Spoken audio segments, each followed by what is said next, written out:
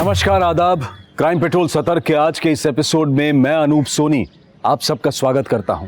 आदमी अमीर हो या गरीब सपने जरूर देखता है और अपने सपनों में अपनी किस्मत को बदलने की सोचता है, लेकिन वो कहते हैं ना कि वक्त से पहले और किस्मत से ज्यादा किसी को कुछ नहीं मिलता। 30 दिन 30 कहानियों की श्रृंखला के आज के इस एपिसोड में हम किस्मत और वक्त दोनों को कसौटी पर खड़ा देखेंगे और इस पर अपना विश्लेषण देंगे हमारे आज के एक्सपर्ट साहिल जोशी। नमस्कार, मैं हूं साहिल जोशी। क्राइम पेट्रोल सतर्क में एक बार फिर मैं लेकर आया हूं कुछ ऐसे अनदेखे और अनसुने केसेस जो मुझे लगता है कि आपको देखने चाहिए। अगर आप हमारे देश के अनआइडेंटिफाइड डेड बॉडीज की डेटाबेस पे नजर डालेंगे तो आप हैरान हो जाएंगे।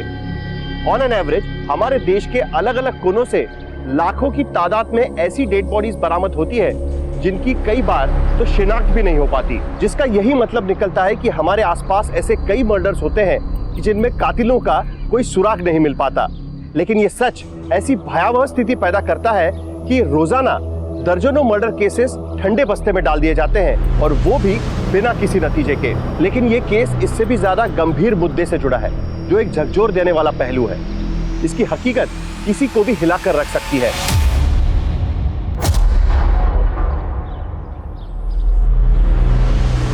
बेटा, जब हम 5वीं क्लास में थे ना, कभी छुट्टी नहीं करते थे। पर दादी तो कह रही थी कि आप 5th में फेल हो गए थे। अरे गणित में 1 नंबर से फेल हो गए थे, पर प्रिंसिपल सर हमको जानते थे इसलिए हमको फेल नहीं किए। पर तुम तो हमसे ज्यादा समझदार बनना है कि नहीं? हाँ। और उसके लिए स्कूल की छुट्टी कभी नहीं करनी। जी साहब।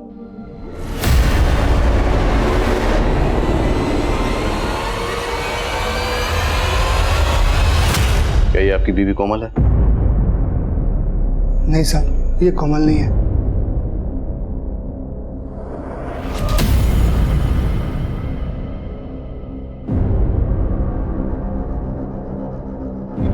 क्या ये आपकी बीवी सुमन है? नहीं साहब, ये हमारी सुमन नहीं है। दीपक, हमें इस लाश के ऊपर ये कपड़े और ज्वेलरी मिली है, क्या ये आपकी बीवी के हैं? नहीं साहब, ये सुमन के नहीं है।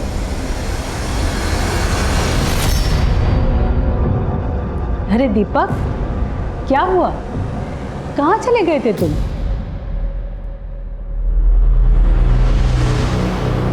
बेटा जाओ अंदर पढ़ाई करो। कुछ नहीं अम्मा, पुलिस बुलाई थी। सुमन का कुछ पता चला? अरे क्या पता चला, वही हमेशा की तरह एक नया लाश दिखा के टरका दिया। अम्मा हमको तो लगता है ना ये पुलिस हमारी सुमन को ढंग से ढूंढ ही नहीं रही। बेटा, तुम 7 साल से सुमन की आस लगाए बैठे हो। ये मिलना होता तो मिल जाती। हमको तो लग रहा है वो तुम्हें और अपने बेटे को छोड़ के भाग गई। कैसी बात कर रही हैं अम्मा आप? हाँ, यही सच है। तुम्हें अब कन्हैया के बारे में सोचना पड़ेगा। उसके लिए दूसरी माँ ले आओ।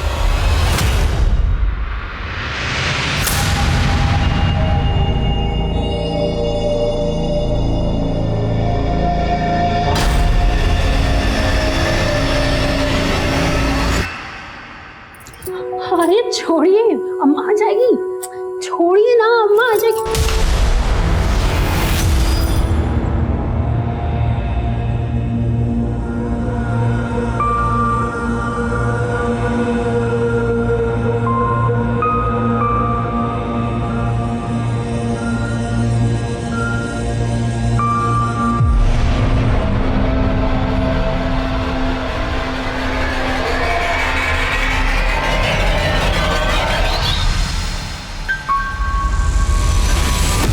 उठ गई तुम?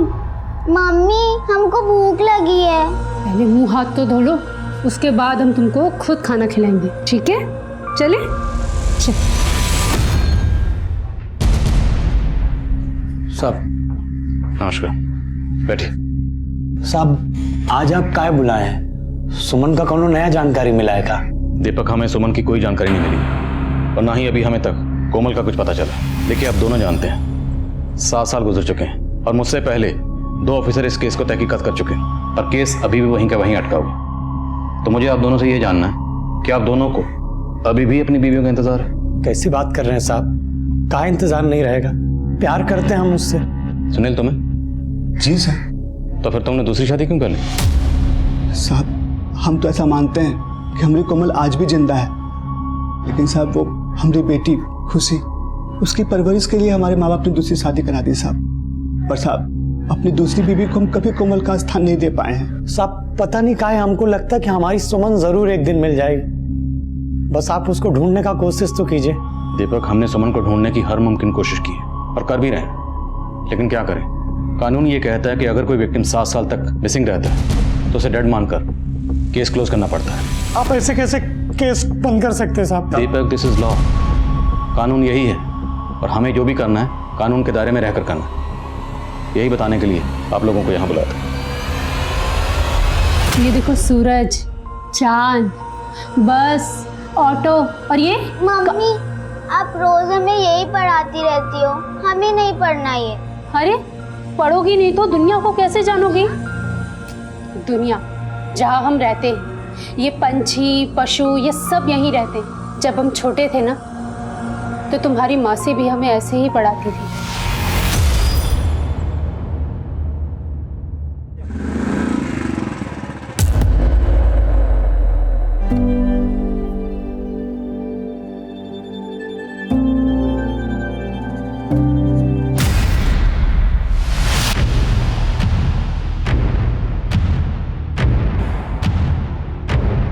चल अंदर चल।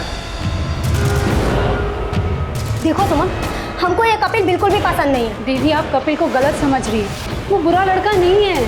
तू तो अच्छे बुरे की पहचान नहीं है। देखो सुमन, हमने तुम्हारे लिए दीपक जी से रिश्ता पक्का कर दिया। देख हम जानते हैं कि वो उम्र में तुमसे थोड़े बड़े हैं, लेकिन दीदी हम कपिल से प्यार करते हैं और वो दीपक हमसे कितना बड़ा है। हम ये शादी नहीं करेंगे। माँ बाबा तुम्हारी जिम्मेदारी हम पर छोड़कर गए हैं और तुम्हारी शादी दीपक जी से ही होगी। अरे गुनगुन, ये क्या कर रही हो? चलो पढ़ो। हमको नहीं पढ़ना। अरे गुनगुन, गुनगुन रुको, गुनगुन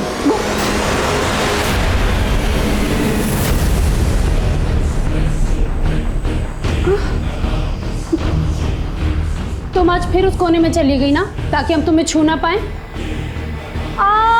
क्या हुआ मम्मा? पकड़ लिया। आप हमसे झूठ बोल रही थी ना हमें पकड़ने के लिए। अरे बेटी, हम तो चाहते हैं तुम हमेशा आजाद रहो, इतना दौड़ो कि आसमान छू, लेकिन हम आजाद नहीं।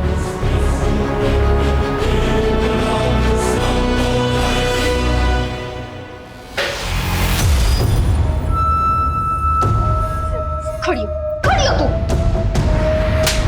ये क्या नाटक मचा रखा है? अब चोरी करना भी सीख गई? शांति, क्या कर रही हो तुम? अरे एक लड्डू ही तो ले रही थी और तुम जो है। ये लड़की सारा दिन घर फैलाए रखती है। तुमने क्या हमें इसकी नौकरानी समझ रखा है? अरे हम तो तुमको इसका माँ बना के यहाँ लाए थे, लेकिन तुम जो है हम लोग का जिंदगी को नरक बना के रखती हो। नरक तो तुमने हमारी जिंदगी को बना दिया है। शादी हमसे की और तलाश अब भी अपनी पहली बीवी को कर रहे हैं। भाड़ में जाओ तुम, हमारी जिंदगी नरक बना दी है तुमने।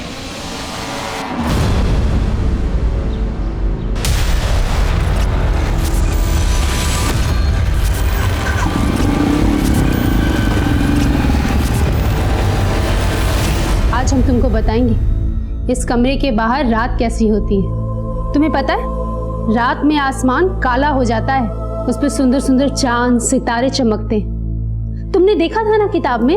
हाँ, चांद और तारे बहुत सुंदर होते हैं।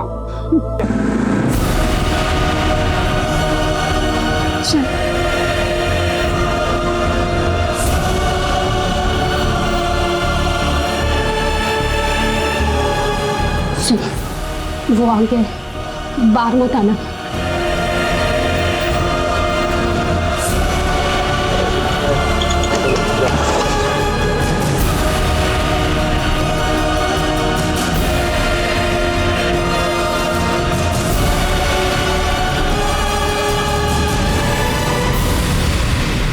दादी, पापा तो कह रहे थे कि माँ जल्दी आ जाएगी। आ जाएगी, पर ये तुम्हारी माँ नहीं है। तुम्हारी माँ तो दूसरी है। कौन दूसरी माँ? जब आएगी तो खुद ही देख लेना। अब सो जाओ।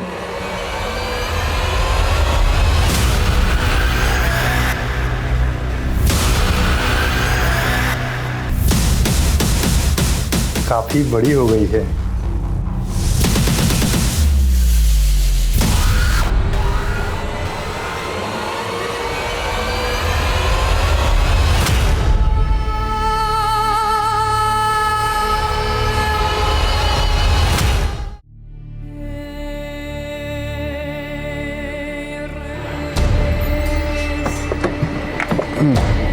ये ठीक है, मैं करता हूँ फोन। नमस्ते साहब। नमस्ते। हाँ दीपक, साहब ये आपके लिए ठीक है। 20,000 रुपया है साहब। बाकी का पैसा हम आपको अपनी ज़मीन बेचकर और दे देंगे। पर आप ये केस मत बंद कीजिए साहब। अगर मुझे तुम्हारी भावनाओं की कदर नहीं होती तो तुम्हें पता ये रिश्वत देने के जुर्म में मैं तुम्हें अभी अंदर कर सकता था। देखो, तुम्हारी बीवी हो या कोई भी, अगर कोई नागरिक मिसिंग है तो उसे ढूंढना हमारी ड्यूटी है, और हमने अपनी ड्यूटी पूरी ईमानदारी से की। अब अगर हम ये केस क्लोज कर रहे हैं तो कानून की वजह से। इतने ईमानदार हैं तो आप काहे नहीं ढूंढते हमारी सुमन को? सुनील अपनी कोमल को भूल के दूसरी शादी कर सकता है साहब, लेकिन हम अपनी सुमन को नहीं भूल पाएंगे साहब, नहीं भूल पाएंगे। हाथ जोड़ दें आपसे, आप ये केस मत कीजिए साहब। बस हमको नहीं खाना। अरे अभी तुमने आधा रोटी भी नहीं खत्म किया। खाओगे नहीं तो अपनी मौसी की तरह स्ट्रांग कैसे बनोगी? और तुम ही तो हम दोनों को आज़ाद करोगी यहाँ से। मैं स्ट्रांग बन जाऊंगी और ये जंजीर भी तोड़ दूंगी। हम जानते हैं ये जंजीर तोड़ना तुम्हारे लिए मुश्किल है, लेकिन आपको वो बेड़ियाँ तोड़नी होंगी जिसने हम जैसी औरतों को बांध दिया है। हम जानते हैं ये बातें तुम्हारे लिए बहुत बड़ी हैं, लेकिन हम तुम्हें तुम्हारी मौसी की तरह बनाना चाहते हैं। तुम्हें पता है, तुम्हारी मौसी 24 साल की उम्र में गांव की सरपंच थी। बहुत रुबाब था उनका। चल कभी नहीं हमको धोखा देती है, इधर खड़ी। छोड़ इसको। खबरदार जो औरत पे ये मर्दानगी दिखाई तो। अरे पंचायत में बैठा तुम्हारा, यहाँ पे घर है हमारा ये, और हमारे होते हुए किसी और मर्द के साथ तुम। चूड़ियां नहीं पहनी हमने तुम्हारे मर्द की तरह। हाँ, और औरत पे हाथ उठा के तुम बहुत बड़ा मर्द बन रहे हो। अरे हमको मत सिखाओ, तुम बीवी है हमारा, हम चाहे कूटे चाहे मारे। इधर अगर हम इसको कोई भी तकलीफ दी तो हम तुमको गांव से बाहर निकलवा देंगे।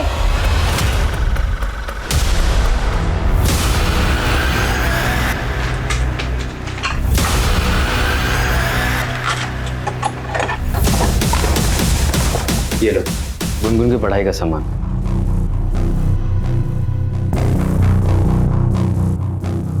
गुनगुन बेटा इधर आओ। आओ, ये लो।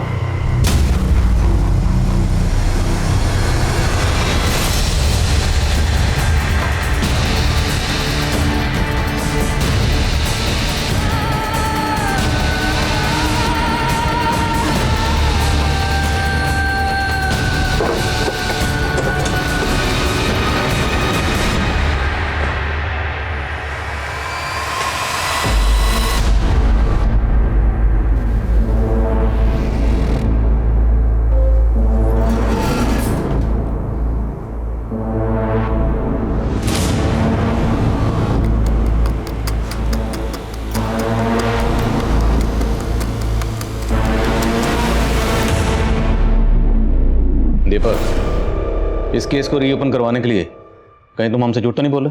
नहीं साहब, हमारे मोहल्ले के लड़के ने सुमन को देखा था। 40। अरे दीपक भैया, एक बात बताना था आपको। हम बताओ। कल हम लोग दोनों लखनऊ गए थे, वहाँ सुमन भाभी को देखा हमने अमीनाबाद बाजार में। बताना। हाँ भैया, वो एक आदमी के साथ थी, बाजार से खरीदारी कर रही थी।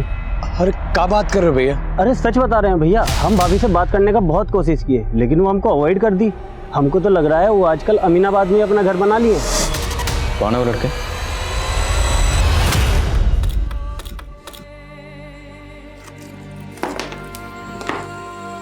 ये छेद इतना बड़ा हो जाएगा कि तुम यहाँ से बाहर निकल जाओगी। तुम जाओगी ना बाहर? पर मम्मी, हम बाहर चले गए तो आप यहाँ अकेली रह जाएंगी। तुम बाहर जाओगी तभी तो हमें बाहर निकालोगी। तुम डरना नहीं, यहाँ से तुम सीधा हमारे पति के पास जाना, वहाँ तुम्हारा भैया होगा। कन्हैया भैया ना? हाँ।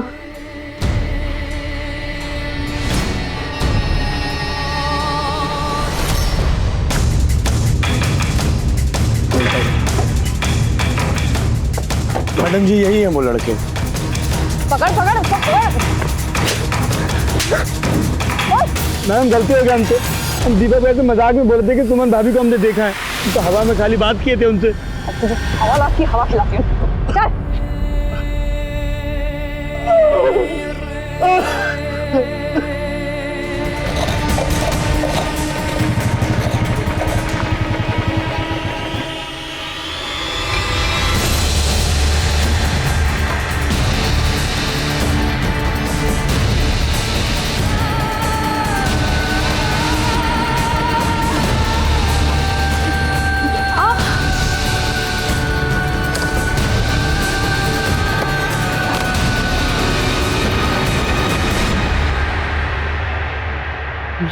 ये चोट कैसे लगा तुम्हें? वो गुनगुन शरारत कर रही थी तो लग। कौन? मेरी सुमन को घाव दिया तूने? मेरी सुमन को घाव दिया तूने? मेरी सुमन को घाव दिया तूने? मेरी सुमन को घाव दिया तूने?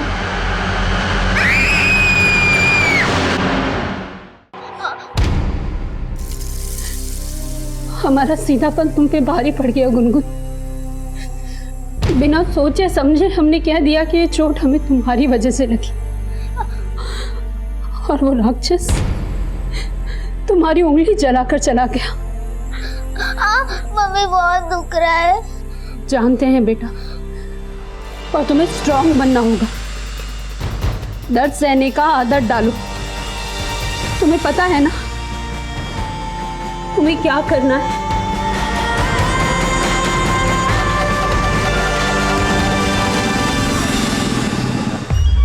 प्रणाम सुनील भैया। खुशी बेटा कैसी हो? दूर होके बात करो। काहे नाराज हो रहे हैं भैया? अरे हम तो बस ये जानना चाह रहे हैं कि वो कोमल दीदी और सुमन वाला केस पुलिस वाले बंद कर दिए हैं का? तुमको क्या करना है सर रामायण जान के? तुमको कितना बार बोले हमरा मुंह मत लगा करो। चल खुशी।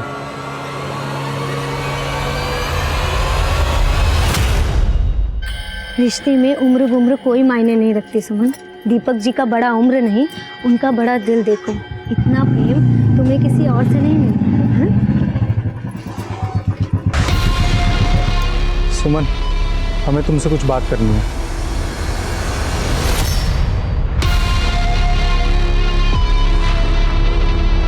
हम सुने हैं तुम दीपक को ये बोले थे कि कोमल की बहन सुमन को तुमने लखनऊ में देखा था।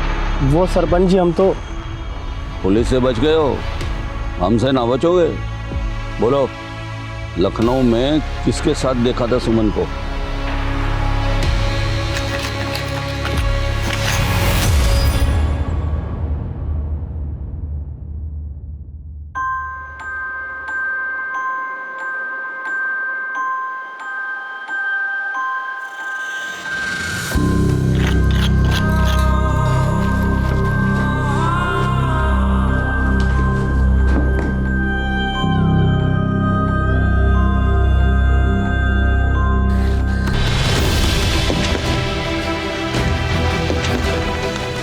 गुनगुन, अब ये छेद इतना बड़ा हो गया है कि तुम यहाँ से बाहर जा सकती हो।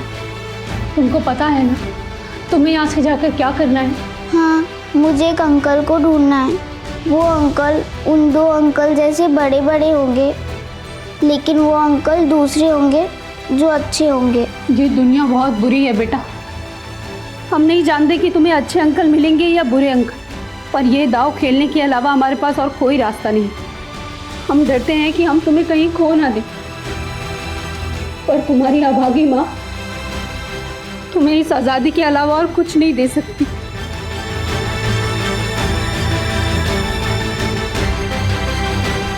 तुम्हें अच्छे अंकल मिलेंगे ना, तो तुम उनको ये दे देना, इससे वो हमें ढूंढ लेंगे और हमें यहाँ से आज़ाद कर देंगे। हम आज़ाद हो जाएंगे गुनगुन। चलो।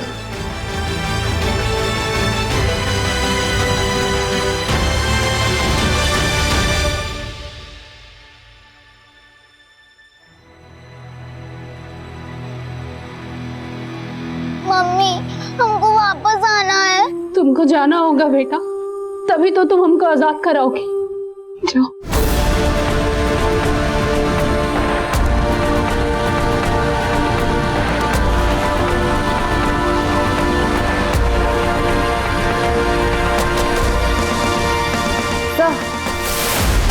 उन्नाव के श्यामपुर थाने वालों ने हमारे थाने में कांटेक्ट किया है। कुछ दिनों पहले उनके एरिया में उन्हें एक नरकंकाल मिला है।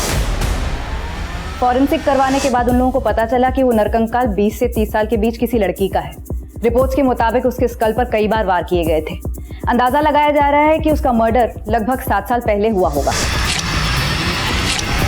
तो श्यामपुर पुलिस ने हमसे इसलिए कांटेक्ट किया होगा क्योंकि 7 साल पहले हमारे यहाँ पर कोमल और सुमन की मिसिंग केसेस फाइल हुए थे। जी सर, मैंने उन्हें बताया कि हमने वो केस बंद कर दिया है, लेकिन फिर भी वो एक चांस लेकर देखना चाहते थे कि कहीं वो नरकंकाल कोमल या सुमन में से किसी का तो नहीं है। सुमन और कोमल मिसिंग केस की पहली इन्वेस्टिगेटिव टीम को एक लाश मिली थी। उस वक्त सुमन के बेटे और कोमल की बेटी का डीएनए सैंपल लिया गया था। वो डीएनए सैंपल श्यामपुर पुलिस से शेयर कर। सर, गुनगुन कहाँ है? वो अंदर सो रही है। अंदर सो रही है? कहाँ?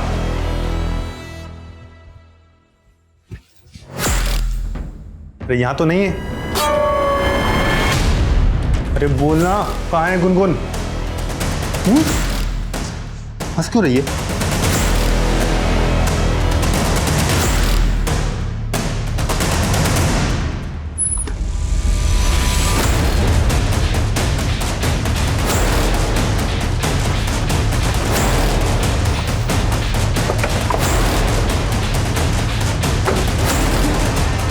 बेटा, तुम्हारे पापा कहाँ हैं? जी मैडम। सुनील कहाँ हैं?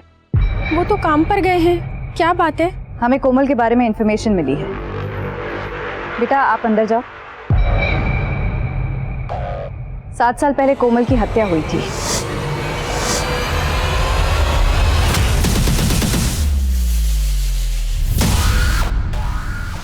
आपका केस बंद कर देने के बाद भी हमारे मन में ख्याल आता था कि हमको कोमल सही सलामत मिल जाएगी, लेकिन अब तो हमारा हाथ से खत्म हो गया साहब। तो कहा हमारी सुमन भी? आप उसके बारे में काहे कुछ नहीं बोल रहे हैं? दीपक, अभी हम पुख्ता तौर पर कुछ नहीं कह सकते। हम खुद ये सोच रहे हैं कि अगर कोमल का कत्ल हुआ तो फिर 7 साल से सुमन कहाँ गायब है? मुमकिन है कि सुमन ने कोमल का कत्ल होते हुए देख लिया हो, इसलिए शायद सुमन को भी गायब कर दिया गया था। पर दीपक, तुम बेफिक्र रहो। अब हमने केस रीओपन कर दिया, हम सुमन का पता लगा के रहेंगे। पिछले 7 साल से गायब महिला सरपंच कोमल पांडे के मिसिंग केस में अब एक घुमावदार मोड़ आ गया है। मगर कोमल तो अपनी छोटी बहन सुमन के साथ लापता हुई थी। कोमल की हत्या हुई थी तो सुमन के साथ क्या हुआ?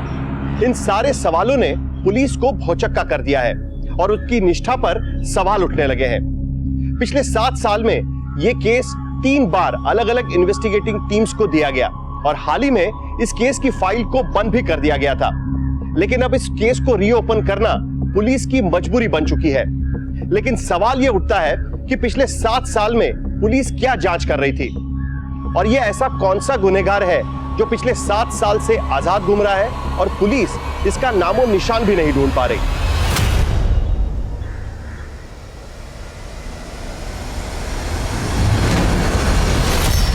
बेटा, आप ठीक तो हो? मम्मी पापा कहाँ हैं आपके?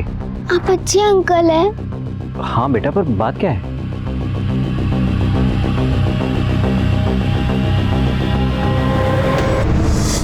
ये दीपक कुमार जी यही रहते हैं? जी बताइए। हाँ मैं।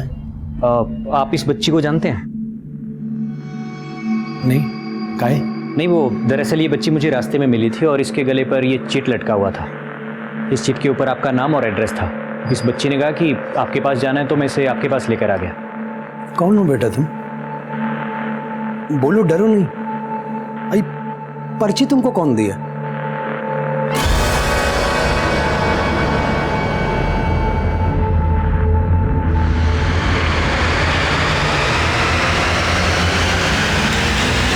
बहुत बड़ा दाव खिल गई यार ये औरत। अब इसको जिंदा छोड़ना खतरे से खाली नहीं है।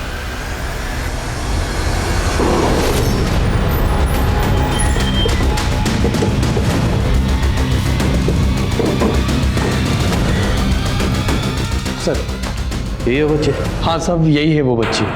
हमको ही पर्ची दी, हम पूछ रहे हैं कि तुमको किसने दिया, तो बार बार सुमन की फोटो की तरफ इशारा करती है, कुछ बताती ही नहीं।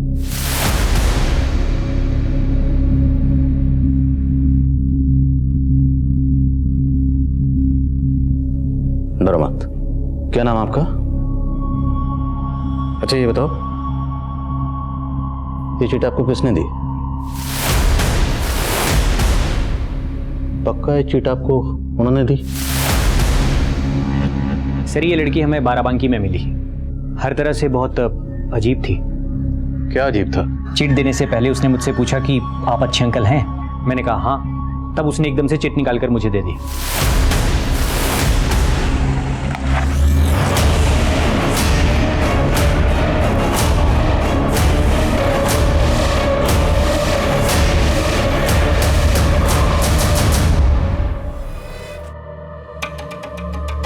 कन्हैया चलो खाना खा लो बेटा।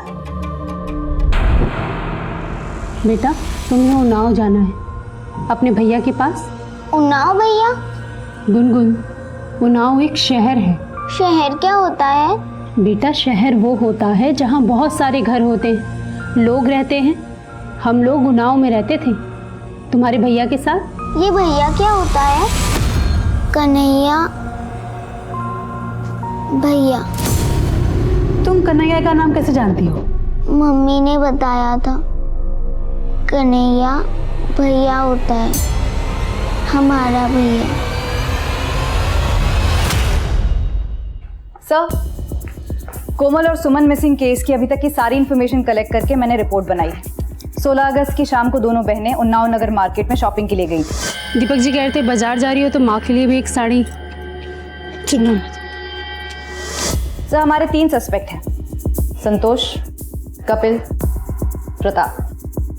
मैं विटनेस के बयान पढ़ रहा था। एक चशमदीद के मुताबिक जिस दिन ये दोनों बहनें गायब हुई उस दिन उन्नाव मार्केट में इन दोनों बहनों के साथ कपिल को भी देखा गया था। सुमन, हमें तुमसे कुछ बात करनी है। सुमन पसंद करती थी कपिल को, लेकिन कोमल ने उसकी शादी करवा दी दीपक से। इस लिहाज से कपिल हमारा प्राइम सस्पेक्ट था। सर, ये संतोष भी काफी गर्म दिमाग का आदमी है। कोमल जब सरपंच बनी तो उसकी कई बार इसके साथ गर्मा गर्मी हुई। छोड़ इसको, खबरदार जो औरत पे हाथ उठाया तो। अरे पंचायत नहीं बैठा तुम्हारा यहाँ पे, घर है हमारा ये। शराब तो और कोमल जब सरपंची का इलेक्शन लड़ रही थी तो उसका ऑपोजिट कैंडिडेट था ये प्रताप, और ये इलेक्शन हार गया था। राइट सर, कोमल के ना रहने से सबसे ज्यादा फायदा प्रताप को हुआ। पिछले 7 सालों से वो इस कस्बे का सरपंच है। सर, इन 7 सालों में इन तीनों के खिलाफ एक भी सबूत नहीं मिला और कोई चौथा सस्पेक्ट भी सामने नहीं आया। और अब ये बच्ची सामने आई है जो ये कह रही है कि उसे सुमन ने भेजा है। क्योंकि सवाल ये है कि सुमन ने इस बच्ची को क्यों भेजा, वो खुद क्यों नहीं आई? अब या तो सुमन मजबूर है या फिर उस बच्ची को सुमन ने नहीं भेजा, बल्कि कोई सुमन का नाम इस्तेमाल करके हमें भटका रहा है। सर, 2 दिन पहले मैं बाराबंकी गई थी। मैम बस यही मिली थी वो बच्ची, मुझे इस तरफ से आ रही थी। 2 दिन पूछताछ करने के बावजूद वहाँ कोई लीड नहीं मिली। लीड तो ढूंढनी पड़ेगी संगीता। जितने भी सस्पेक्ट हैं सबको एक बार फिर से खंगालो और पता लगाओ कि इनमें से किसका कनेक्शन बाराबंकी से है। बाराबंकी जहाँ से बच्ची आई थी। सर, पता नहीं किस आसमान से आके टपक गई और बोल रही है कि कन्हैया तुम्हारा भैया है। ये लड़की, सुमन भले ही तुम्हारी माँ हो पर दीपक तुम्हारा बाप नहीं है, समझी? कैसी बात कर रही हैं अम्मा आप? एक तो ये बच्ची पहले से इतना डरी हुई है, आप इसको और डरा रही। पुलिस को बोलो यहाँ से ले जाए, हमको इसका कहानी सुनने में कोई रुचि नहीं है। पर हमको है।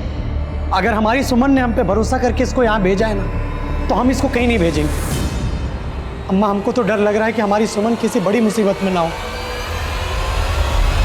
कड़े मुर्दे फिर से उखड़ रहे हैं वकील साहब। ये पुलिस फिर से हमें परेशान करने वाली है। अगर गिरफ्तार करके ले गए तो हमारी जमानत तैयार रहनी चाहिए।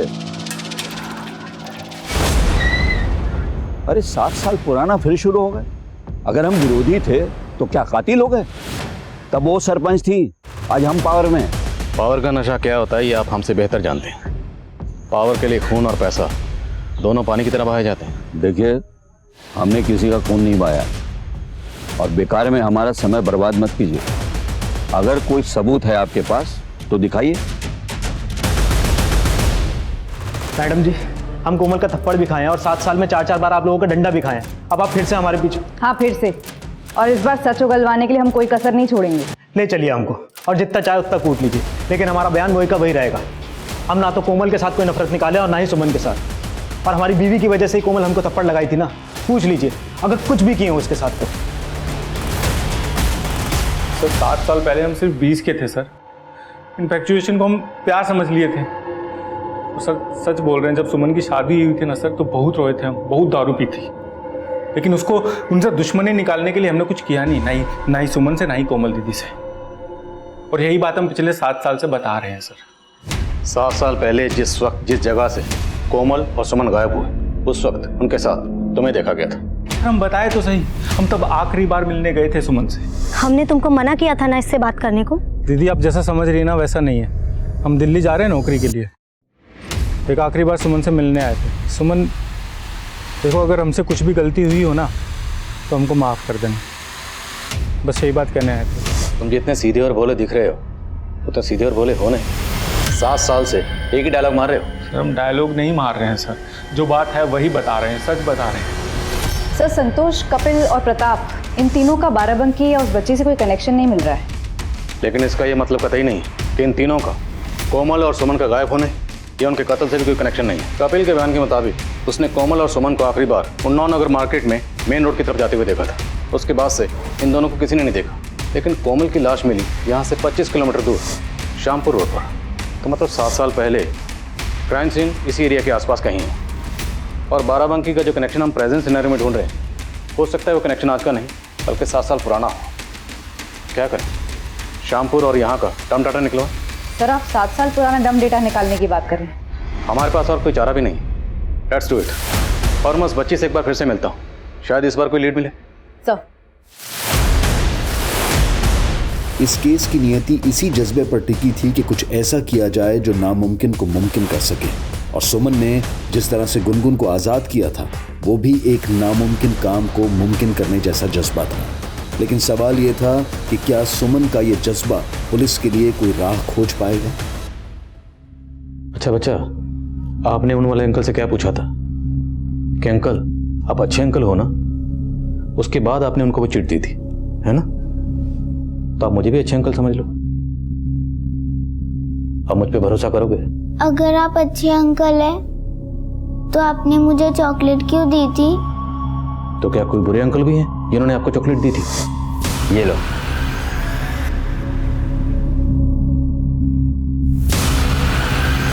वो मेरे लिए बुक्स भी लाते थे, पर मम्मी बोलती थी वो भी बुरे हैं।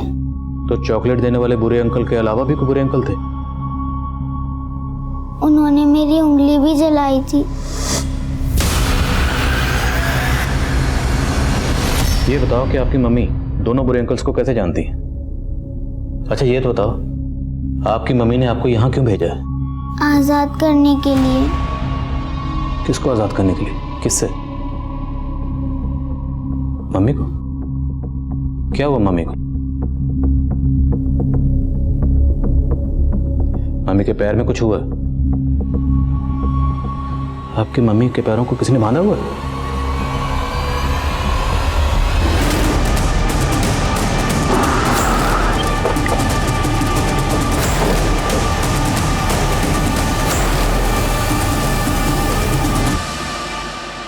बच्चा, ये वही जगह है जहाँ पे आपको वो अच्छे वाले अंकल मिले थे। आपने उनको चिट दी थी, फिर वो आपको लेके गए थे आपके मम्मी के गांव। अब ये बताओ, आप इस जगह पर आए कैसे थे?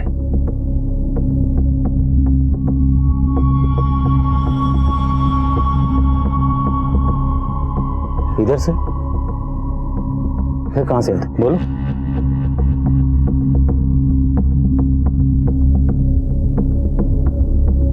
अच्छा, एक काम करते हैं, हम इस रास्ते पे चलते हैं। अगर आपको कुछ भी याद आए या कोई ऐसी जगह लगे जहाँ पे आपकी मम्मी हो सकती है तो आप हमें बताओगे।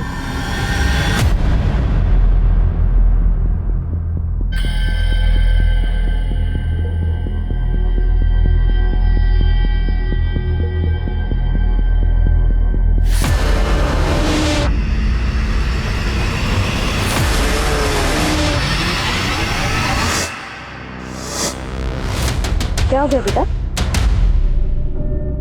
सर ये डर रही है।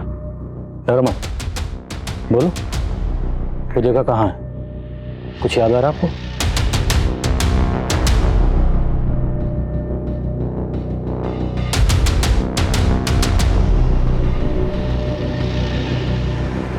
विशाल, पता लगाओ ये घर किसका है। सर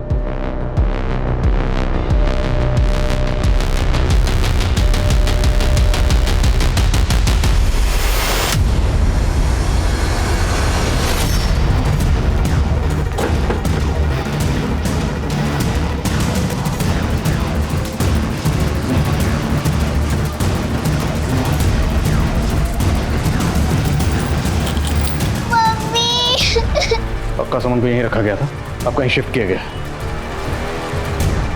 सर आसपास के लोगों ने बताया कि ये घर हमेशा बंद रहता है। इसका मालिक कौन है, यहाँ पे कौन रहता है, किसी को कुछ नहीं पता।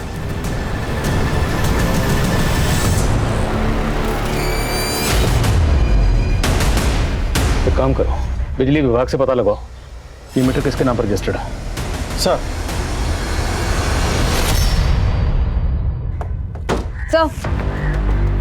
सर डंप डेटा से उन्नाव के 8 नंबर्स आइडेंटिफाई किए हैं। इनको यूज़ करने वालों में से 8 लोगों का बाराबंकी से सीधा कनेक्शन है।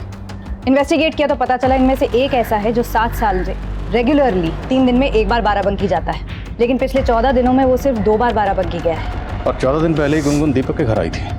है कौन है? मोहन सिंह, यहीं उन्नाव में रहता है। सर घर जाएं इसके? अगर डायरेक्टली उसके घर गए तो अलर्ट हो जाएगा, उसका फोन सर्विलेंस पे डालो। सर वो घर भरत सिंह के नाम रजिस्टर्ड है। बिजली विभाग से उसका नंबर मिला है। भरत का फोन अब भी बाराबंकी में एक्टिव है। तुरंत उसके फोन की लोकेशन ट्रैक करो। सर इसका सरनेम भी सिंह है, कहीं ये भरत सिंह और मोहन सिंह रिलेटेड तो नहीं है?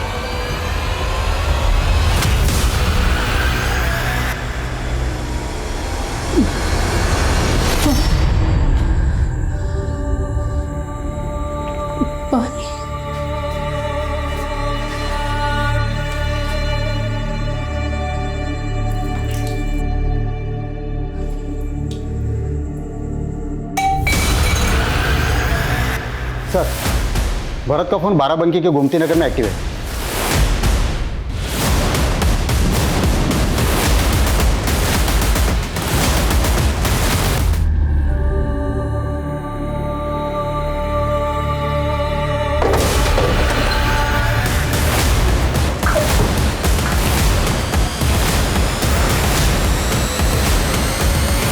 जल्दी हॉस्पिटल लेके जाओ। छोटी बहन को कैद करके उसके साथ जानवरों से भी बदतर बर्ताव कर रहे थे। बड़ी बहन कोमल, उसको तो जान से ही मार दिया। क्यों? नहीं सर, कोमल को हमने नहीं मारा। तुम लोगों ने नहीं मारा? तुम लोगों ने नहीं मारा तो किसने मारा? सर हमें नहीं पता सर। सर हमारी नज़र तो सुमन पर थी और उसकी बड़ी बहन हमारी दुकान पर कपड़े खरीदने आती थी। सर उस रोज रात में हम और हमारा कजिन भरत श्यामपुर से लौट रहे थे, तभी हमारी नज़र सुमन पर पड़ी।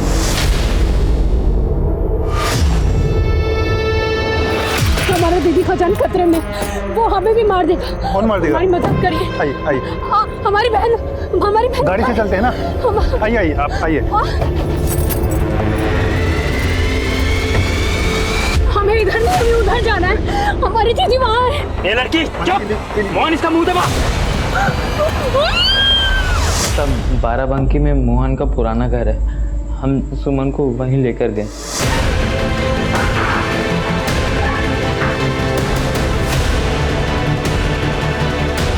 सुमन हमको इतनी पसंद थी कि हम हमेशा उसको अपने पास ही रखना चाहते थे, इसलिए सर हमने कमरे में उसको जंजीर से बांध के रख दिया था।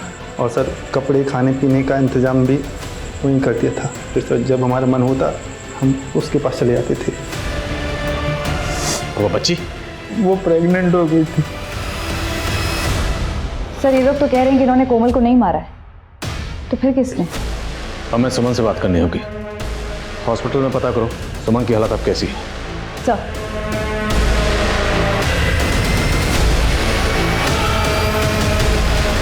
सुमन क्या हुआ था उस दिन? हम और कोमल दीदी दोनों बाजार से वापस आ रहे थे। अच्छी शॉपिंग होगी ना आज? हाँ दीदी, पर रात कितना हो गया है, अब पता नहीं ऑटो मिलेगा कि नहीं। अरे मिल जाएगा, आगे चलकर ना यहीं पर ही कहीं होगा।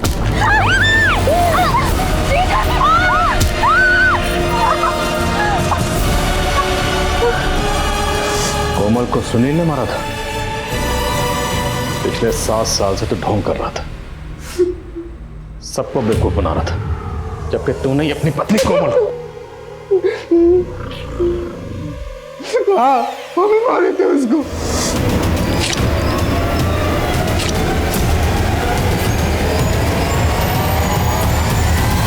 ऐसी भी क्या नफरत थी जो तुमने कोमल को जान से ही मार दिया? सब वो औरत होके सरपंच बन गई।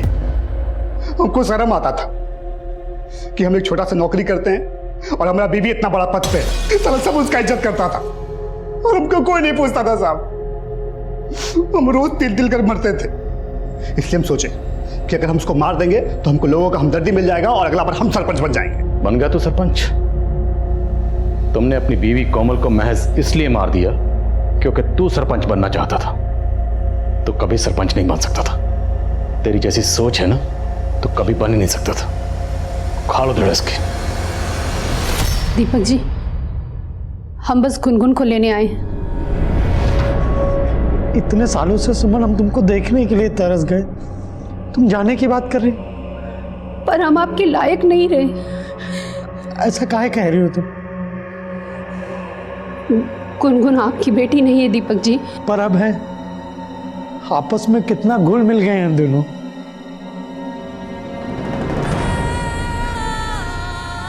अरे देख कर रहे मम्मी है तुम्हारी।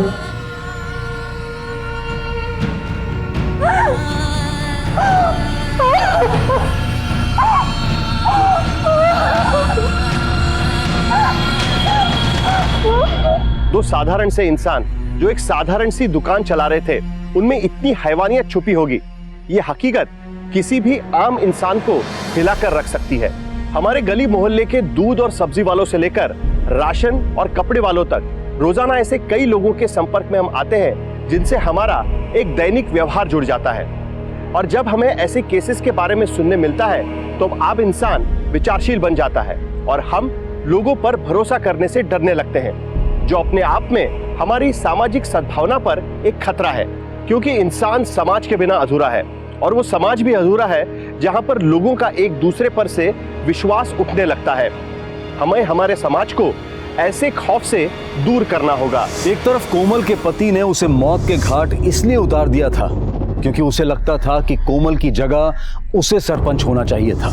वहीं सुमन को इस बात की सजा मिली कि वो अपनी बहन को बचाने के लिए मदद मांगने गई थी। सुमन ने 7 साल उस कमरे में बिता दिए। उसे हमेशा यही लगता रहा कि उसका पति उसे और उसकी बेटी को नहीं अपनाएगा। शायद उसे अपनी और अपनी बेटी की किस्मत पर जरा भी भरोसा नहीं रह गया था।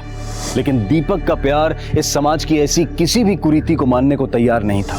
वो बस इतना जानता था कि वो सुमन से प्यार करता है और अगर सुमन किसी भी तरह के खतरे में है तो उसे बचाना उसकी ही जिम्मेदारी है। भले ही कोमल और सुमन के अपराधियों को सजा मिल गई हो, लेकिन इस बात से कोई भी इनकार नहीं करेगा कि हमारे देश में आए दिन कोई ना कोई ताकतवर औरतों और मासूम बच्चियों को अपनी हवस का, अपने अत्याचार का निशाना बनाता रहता है। और यह हम सबकी जिम्मेदारी है कि एक दूसरे के साथ मिलकर हम समाज को बदलने में अपना योगदान दें। अब मैं अनूप सोनी आपसे विदा लेता हूं। फिर मुलाकात होगी क्राइम पेट्रोल सतर्क में एक और नए केस के साथ और उस पर हमारे एक्सपर्ट के विश्लेषण के साथ।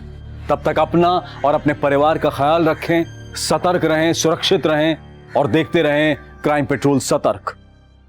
जय हिंद।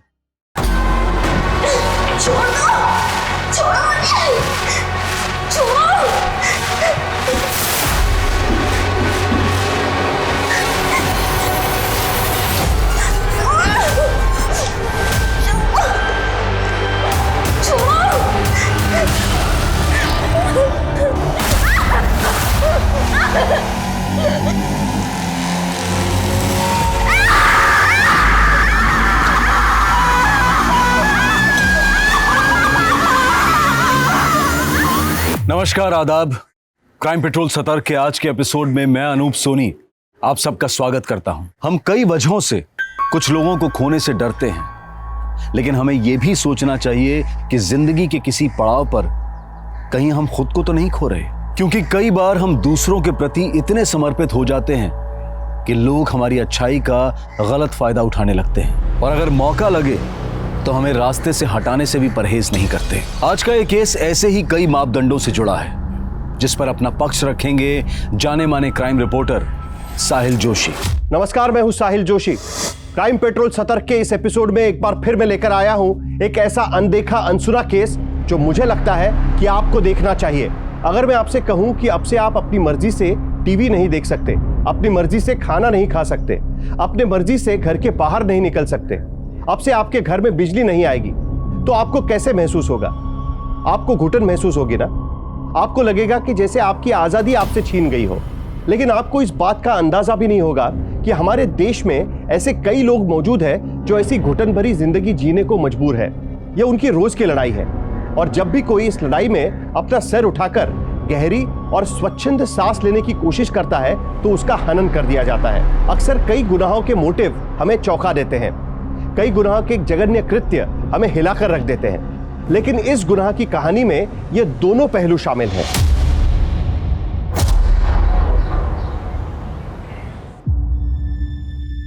भेदभाव से भरी इस दुनिया में मैं जब भी अपने बाबा की तस्वीर देखती तो मुझे लगता जिंदगी एक बहुत लंबी लड़ाई है और हमें इससे कदम कदम पे लड़ना है। लेकिन मैं जब भी अपने घर से निकलती हूँ तो यही ख्याल आता है कि ये लड़ाई अपनी जगह है, पर अपने परिवार की जिम्मेदारी उठाने के लिए मुझे अपने हालातों से समझौता करना ही पड़ेगा। सुनो, 2 वर्कर उधर भेज दो, साहब ने बोला है, उसको वहीं पे रख दो। हाँ, ये अच्छा करिए तू, अच्छा करिए, बहुत अच्छा। अगले महीने से ना तेरी पगार बढ़ा दूंगा। थैंक यू साहब। एक छोटी सी विनती है। हाँ बोलो ना। आज मुझे अपनी बहन को आंगनवाड़ी की डॉक्टरनी के पास लेके जाना है, तो क्या आज मैं जल्दी चली जाऊं? हाँ जाओ ना, जाओ। अच्छा, कोई और समस्या होगी तो बताना, मैं ठीक कर दूंगा। जाओ।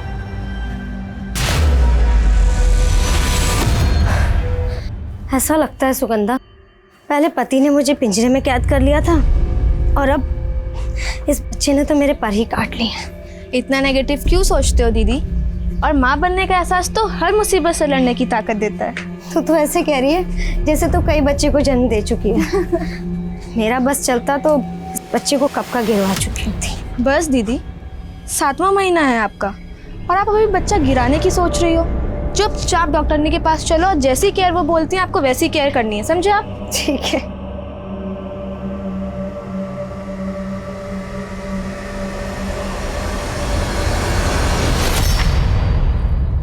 आपकी कंपनी की दवाई इतनी घटिया है कि अगर मैं अपने मरीज को दवाई न दूं तो शायद बच जाएगा, लेकिन आपकी कंपनी की दवाई खा के शर्तिया मरेगा वो। और रेट्स इतनी हाई। आप मेरा समय बर्बाद कर रहे हैं, आप जा सकते हैं। डॉक्टर साहब, आप तो नाराज़ हो गए। देखिए, हमारा और डॉक्टर का तो चोली दामन का साथ होता है, और अगर आप हमारा साथ देंगे ना, हम इतना फ़ायदा करेंगे आपका, आप सोच भी नहीं सकते। और मैं तो कहता हूँ आपका क्लिनिक रिनोवेट करवा देते हैं, एकदम मॉडर्न स्टाइल का। अच्छा, और क्या कर सकते हैं आप? अरे जो आप कहते हैं डॉक्टर साहब। और देखिए, साथ मिलकर खाने पीने से सेहत और दिमाग दोनों बढ़िया रहती हैं। देखिए, इसके पहले कि मेरा दिमाग खराब हो और मैं आपकी सेहत खराब कर दूं, आप जा सकते हैं।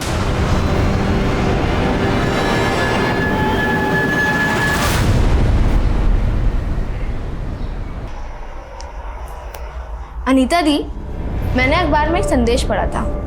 इस भेदभाव से भरी दुनिया में हम बच्चों को यही सोच के लाते हैं कि जिंदगी देने वाला भगवान जिंदगी लेने वाले से बड़ा होता है। मान ली तेरी बात, तभी तो ये सब कुछ कर रही हो ना। ये तो बहुत अच्छा कर रही हो आप। ओहो, बंद कर अपना ये ज्ञान संदेश। मैं समझ गई, इस बच्चे को तो जन्म देना ही पड़ेगा, लेकिन इसके बाद में मैं जितेंद्र से तलाक जरूर लूंगी। ये कैसी बात कर रही है अनीता? बिन पति के तेरे और तेरे बच्चे का गुजर बसर कैसे चलेगा? हाँ, ये तो आपको मेरी शादी कराने से पहले सोचना चाहिए था ना माँ। इस शादी ने मेरी जिंदगी पे लंबा विराम लगा दिया है। बेटा सब अच्छा हो जाएगा, अच्छी बात ही सोचा कर। अरे दामाद जी, आइए आइए दामाद जी आइए, हम आपके बारे में बात कर रहे थे, आइए ना बैठिए। कोस ही रहे होंगे। अरे नहीं नहीं दामाद जी, तारीफ थोड़ी करोगे। बैठिए। तू बच्चा पैदा करने के लिए यहाँ पे आके बैठ गई है और वहाँ घर का सारा काम चूल्हा चौका मैं कर रहा हूँ। हाँ, तुझे वापस लेने आया हूँ मैं, समझी? हाँ दामाद जी, आपकी पत्नी है, ले जाइएगा, लेकिन पहले बैठिए तो। तुझे यहाँ से लेके जाऊंगा मैं, समझी? जीजा जी, आप एक बात अच्छी तरीके से समझ लीजिए, जब तक दीदी को बच्चा नहीं हो जाता वो हमारे साथ ही रहेंगी। आपको खुद का होश तो रहता नहीं है, आप दीदी को क्या संभालोगे? बहुत बोल रही है तू, तुझे अकल नहीं है क्या कि घर के दामाद से कैसे बात करते हैं? तमीज सिखाओ इसको। अब कुछ भी बोल रही है तू। हम दामाद जी सही कह रहे हैं। अरे हमारे में पहले डिलीवरी ससुराल में ही होती है, शुभ माना जाता है। जा नाश्ता का बंदोबस्त कर। मुझे देर हो रही है और आपको भी चलना है। हाँ हाँ आ रही हूँ मैं। बैठिए ना दामाद जी, आइए।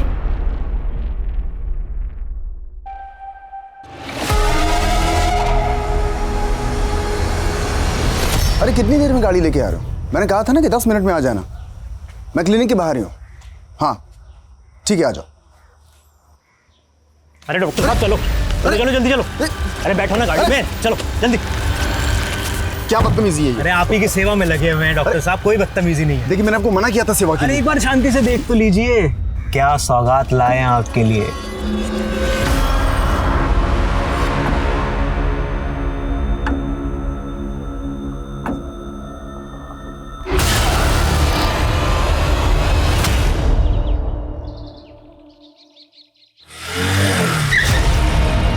ऐसे हड़बड़ा के कहाँ जा रही है?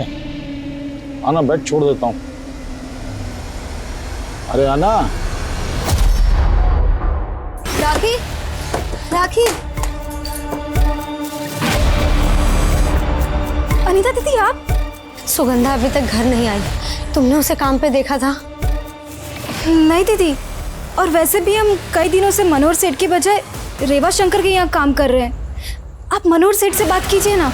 हेलो, मैं जितेंद्र, सुगंधा का जीजा साहब। वो काम से घर नहीं आई, आपको पता है कहाँ है वो?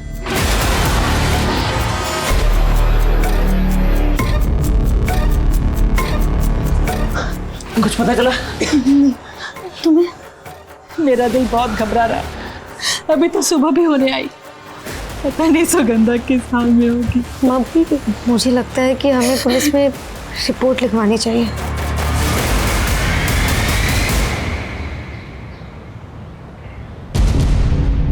सुगंधा काम क्या करती हैं? वो मनोहर सेठ के यहाँ सुपरवाइजर है। कल ये काम पर पहुंची थी? हाँ साहब, मेरी मनोहर सेठ से फोन पे बात हुई थी।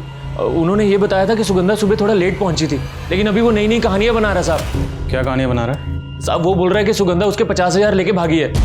अब सुगंधा ऐसा कर ही नहीं सकती, मनोहर झूठ बोल रहा है साहब। अब मुझे तो उस पर शक हो रहा है। अब सुगंधा का मोबाइल नंबर दीजिए। वो मोबाइल नहीं रखती साहब। साहब मेरे बच्चे का पता कीजिए, मुझे बहुत फिक्र होती है। क्या बेफिक्र रहिए, हम जल्दी पता लगाएंगे। सर मैंने ऐसा कब बोला कि सुगंधा मेरे पैसे लेके भाग गई? और उसका जीजा का तो यही कहना। मैंने उसको इतना बोला था कि लेबर की दिहाड़ी देने के लिए सुगंधा को मैंने 50,000 रुपए दिए थे। ये 50,000 रुपए हैं पूरे, ठीक है? सभी मजदूरों को उनकी दिहाड़ी दे देना। और मैंने खुद उसको वो लंबर मिल वाले रोड पे छोड़ के आया था, लेकिन साहब वो साइड पे पहुंची नहीं। मुझे खुद फिक्र हो रही है साहब सुगंधा की। उसके पास 50,000 रुपए थे। सर क्या मालूम किसी लूट खसूट का शिकार तो नहीं हो गई? ये तो अपने 50,000 से ज्यादा सुगंधा की फिक्र कर रहा है। देखते हैं इसकी बातों में कितनी सच्चाई है। लंबर मिल रोड पर जहाँ पर इसने सुगंधा को छोड़ा था वहाँ पता करो, और इसके बाकी मजदूरों से बात करो।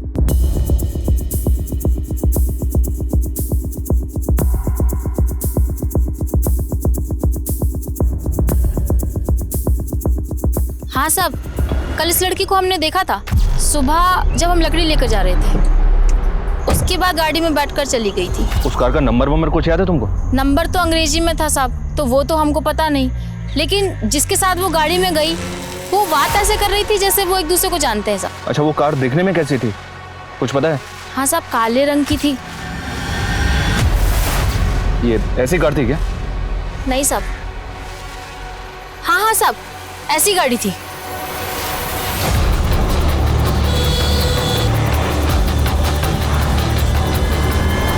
सुगंधा को एक ब्लैक रंग की कार में जाते हुए देखा। ऐसा कौन है जिसके पास काले रंग की कार है? नहीं साहब, सुगंधा किसी कार वाले के साथ क्यों जाएगी? आपको कोई गलतफहमी हुई है। सुगंधा का किसी लड़के से अफेयर?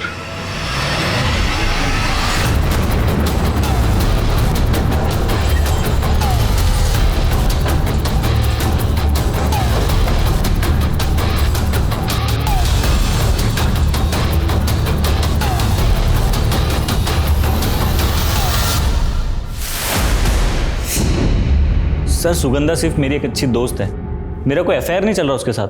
तब तो तुम्हें पता ही होगा कि तुम्हारी अच्छी दोस्त काफ़ी दिनों से गायब है। हाँ सर, मैं खुद शौक हूँ सर, वो अचानक से ऐसे कहाँ गायब हो गई?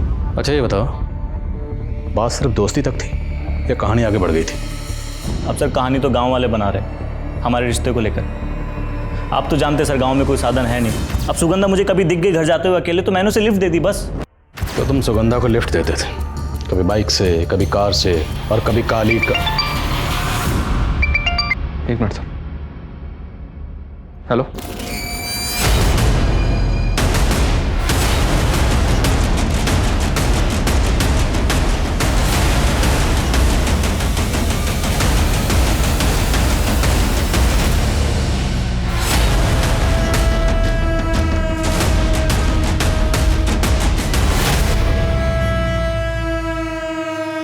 सर ये किसी जानवर की लाश हो सकती है, शायद किसी बंदर के बच्चे की। किसी ने ऐसी रूमर फैला दी होगी, गांव वाले बहक गए और इसको एलियन समझ बैठे। इट्स ह्यूमन फिटस, मानव भ्रूण है। Yes sir, you are right, possible है। लैब में टेस्टिंग के लिए भिजवाओ, किसी ने अबॉर्शन के बाद यहाँ फेंका। Okay sir. और आसपास सर्च करवाओ, शायद कुछ मिले। Okay sir. परम उठाओ इसे।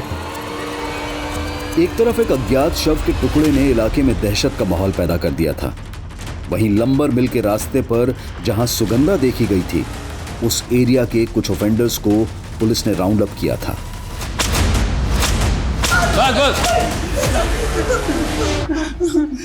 कहाँ रखा उस लड़की को? हाँ, तुम दोनों ने उस लड़की के साथ क्या किया? बोलो। साहब माना कि हम लोग छोटी मोटी चोरी चकारी करते हैं साहब, लेकिन किसी लड़की के साथ नहीं साहब। इसका मतलब तुम दोनों ऐसे मुंह नहीं खोलोगे। मारो सालों।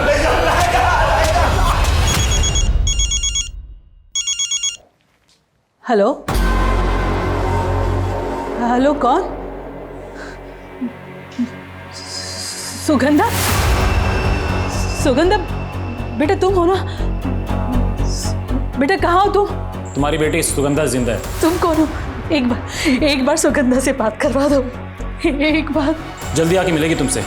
और हाँ, उसकी गुमशुदगी की रिपोर्ट वापस ले लो। आपका अंदाजा बिल्कुल सही था सर।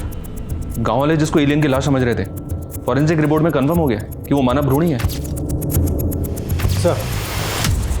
सर सुगंधा की फैमिली आई है, उन्हें किसी ने फोन किया कि सुगंधा जिंदा है। साहब, सबसे पहले मुझे सांसों की आवाज सुनाई दी, मुझे लगा कि वो सुगंधा ही थी, पर उसने मुझसे बात नहीं की। फिर किसी आदमी की आवाज आई और वो बोला कि सुगंधा जहां भी है वहां सही सलामत है। आवाज किसकी थी? कुछ अंदाजा? क्या वो आवाज आपकी जान पहचान में किसी की थी? हमें कुछ समझ नहीं आ रहा। साहब जरूर कोई बड़ा गेम है। अच्छा, क्या बड़ा गेम है? वो तो आप पता कीजिए साहब, हम कैसे बताएं? देखिए ना माँ जी की हालत कितनी खराब हो रही है। जिस नंबर से फोन आया था वो नंबर दीजिए। हाँ सर।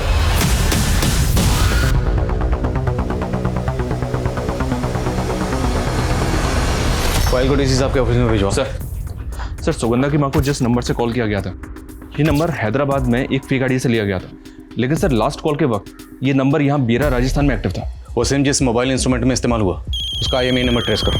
क्या सर? और वैभव के कॉल रिकॉर्ड्स का क्या हुआ? आने वाले हैं सर। हाँ पर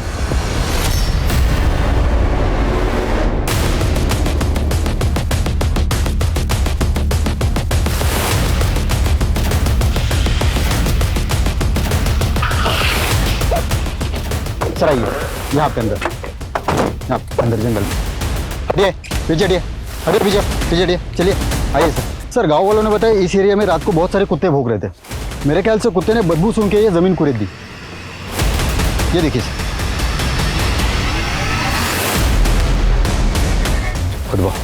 सर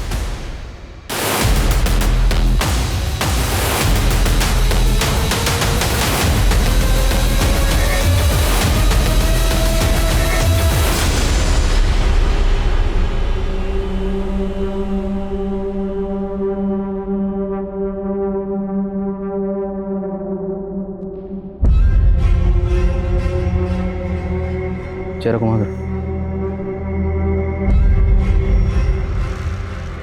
सुगंधा की बॉडी,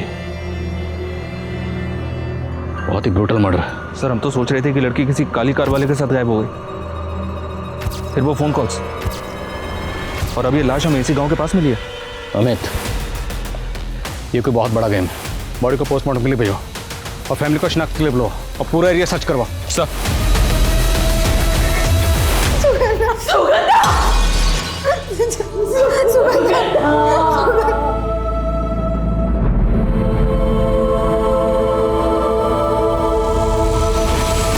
सुगंधा की पोस्टमार्टम रिपोर्ट आ गई सर। सुगंधा को जिस दिन गायब किया गया उसका मर्डर उसी दिन किया गया।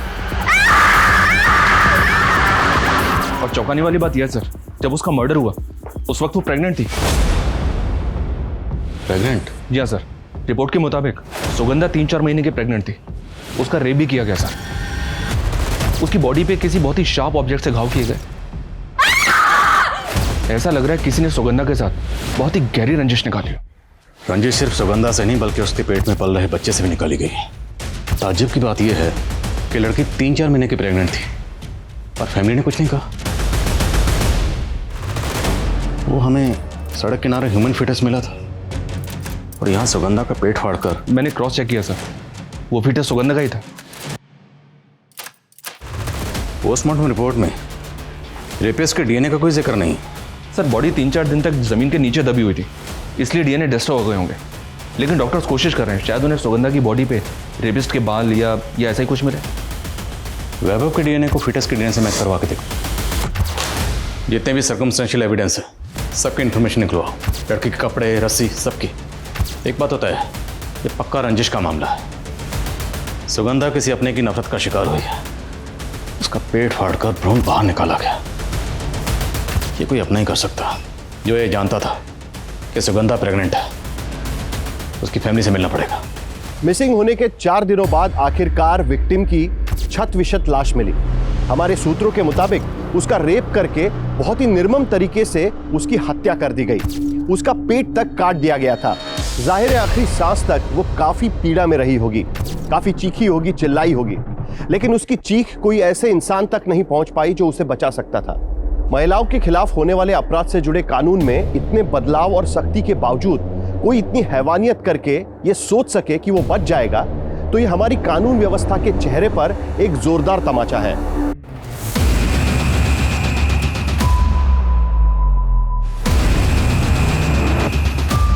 क्या सुगंधा प्रेग्नेंट थी? ये क्या कह रहे हैं साहब आप? साहब आप सुगंधा का केस सुलझा रहे हैं या उसको बदनाम कर रहे हैं? हम वही कह रहे हैं जो पोस्टमार्टम रिपोर्ट में लिखा। सुगंधा का पेट फाड़कर जिस तरह से फिटस निकालकर फेंका गया है, पक्का ये रंजिश का मामला। क्या अब भी आप लोगों को किसी पर शक नहीं? माँ चुप क्यों है आप? बोलती क्यों नहीं? डरिए मत, बताइए। कुलदीप सिसोदिया। कौन है ये? दूसरी जाति का रईस है साहब।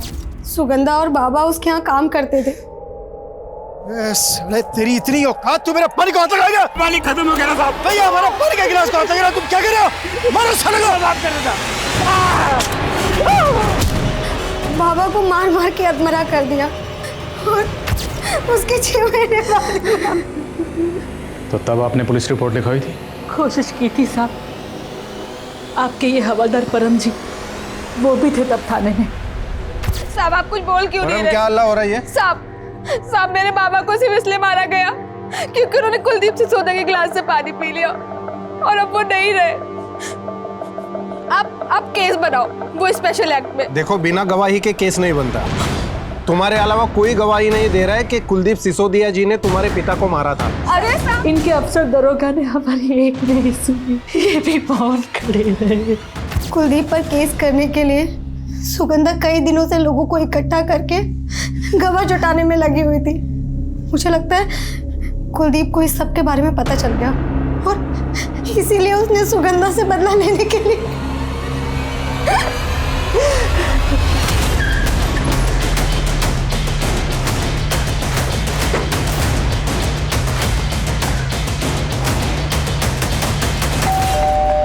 उन्होंने कह दिया और आपने भरोसा कर लिया। आपको पता भी है सुगंधा का बाप मोतीलाल था कौन? एक नंबर का चोर था वो। मेरी साइड से बिल्डिंग मटेरियल चुराता था वो। अब इस बात को लेकर मेरे कुछ आदमी और उसमें झगड़ा हो गया और ये मारपीट तो हुई नहीं और वो मुझ पर संगीन आरोप लगा रही है। हमें इतना अंदाजा तो है कि सुगंधा के पिता के साथ क्या नाइंसाफी हुई होगी, और ये भी अंदाजा है कि आपके कितने गोरख धंधे चल रहे हैं। बिना सबूत के बहुत कुछ कहते जा रहे हैं आप। सबूत भी ले आएंगे। फिलहाल इतना तो पता चल गया है कि जिस लंबर मिल रोड से सुगंधा गायब हुई थी उसी के पास तुम्हारी ज़मीन है। तो हो सकता है सुगंधा को उस काली कार में फुसलाकर आपने बिठाया और गायब कर दिया। अरे हम क्यों फुसलाएंगे उसको? अरे क्या आप काली कार कर रहे हैं? मेरे पास ऐसी कोई काली कार है ही नहीं। कोई ठोस सबूत हो ना मेरे खिलाफ तो आना। अंधेरे में तीर चलाने से कुछ नहीं होगा। पता लगाओ इसके पास, इसकी जान पहचान में किसके पास सेम मॉडल की काले रंग की कार है, और जिस दिन सुगंधा का मर्डर हुआ उस दिन इसकी एक एक एक्टिविटी चेक करो। ओके साहब।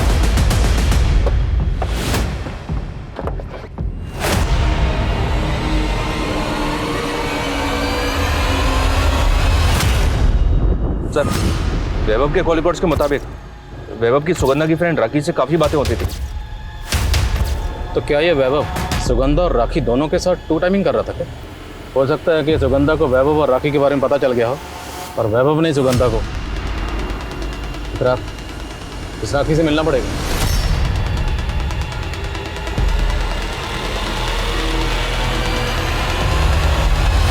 बोलो, चुप क्यों? जानती हो ना वैभव को? हाँ साहब, सुगंधा वाला वैभव ना।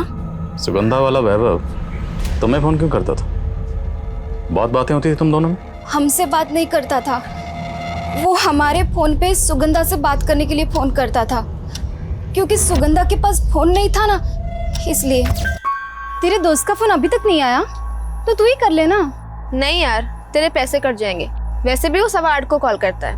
15 सेकंड अभी भी बाकी है। अरे इसमें क्या हो गया, कर। वाह यार, टाइम का तो पक्का है। चल चल शुरू हो जा। अच्छा, ये वैभव तो कह रहा है कि सुगंधा और वो सिर्फ दोस्त थे। तुम बताओ, सिर्फ दोस्त थे या दोनों में अफेयर था? जिस तरह से वो दोनों बातें करते थे उससे ऐसा लगता था कि दोनों प्यार ही नहीं, शादी भी करना चाहते थे।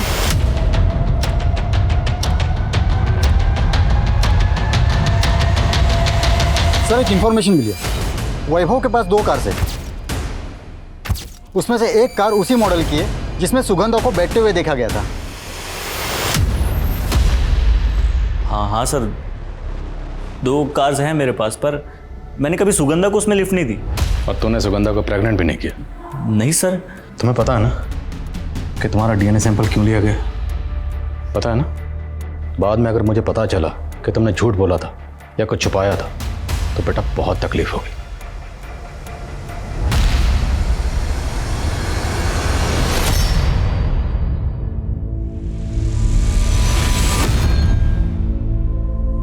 अरे सुगंधा, अरे तेरा दिमाग खराब हो गया है क्या? अरे घर पे एक ही घड़ी थी, वो भी तो निकाल रही है। समय कैसे देखेंगे?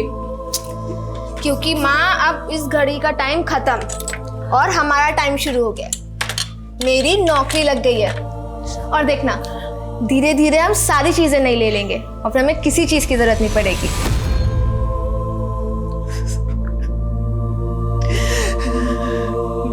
माँ, कब तक इस घड़ी को देखकर रोती रहोगी? आज मैं इस घड़ी को उतार कर फेंक देती हूँ। हाँ फेंक दे, तू घड़ी को उतार के फेंक दे। ये टीवी, बर्तन, कपड़े, ये सब कुछ फेंक दे। जैसे सुगंधा लेकर आई थी ये घर में।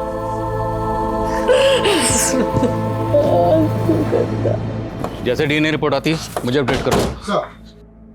सर, मैंने राखी के पिछले 3 महीने के कॉल रिकॉर्ड चेक किए तो पता चला कि जिस दौरान सुगंधा राखी के फोन से वैभव से बात करती थी उसके ठीक बाद राखी के फोन पे किसी रेवा शंकर का फोन आता था। रेवा शंकर? कौन रेवा शंकर? राखी इस रेवा शंकर के यहाँ काम करती थी और सर पता चला है कि सुगंधा भी इस रेवा शंकर के यहाँ काम करती थी 2 महीने पहले था। और 2 महीने पहले सुगंधा ने बिना बताए, बिना सैलरी के यहाँ से काम छोड़ दिया और मनोहर के यहाँ काम करने लगी। राखी के फोन पर 8:15 पर वैभव का फोन आता था सुगंधा के लिए।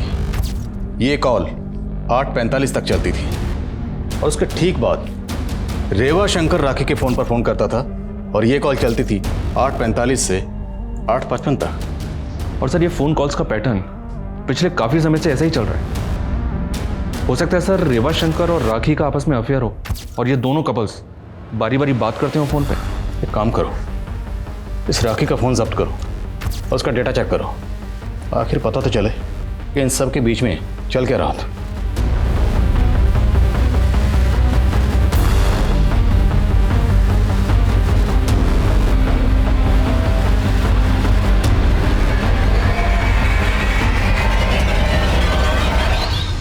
अभी तो सुबह भी होने आई, पता नहीं सुगंधा किस हाल में होगी। सुगंधा काम क्या करती है? मनोहर सेठ के यहाँ सुपरवाइजर है।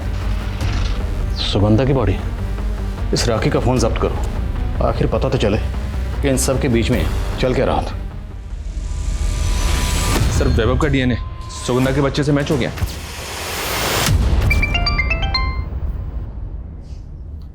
हाँ परम बोलो। सर हम वैभव को अरेस्ट करने आए थे तो मालूम चला कि उसने आत्महत्या करने की कोशिश की है। क्या?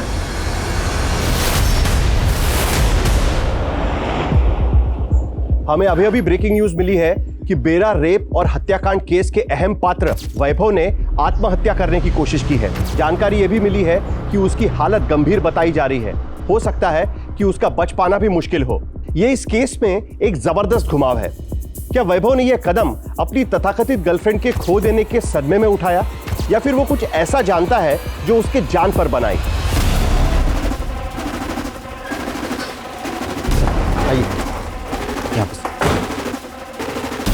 सर हमने वैभव के घर में सब जगह चेक किया लेकिन कहीं पे भी कोई सुसाइड नोट नहीं मिली।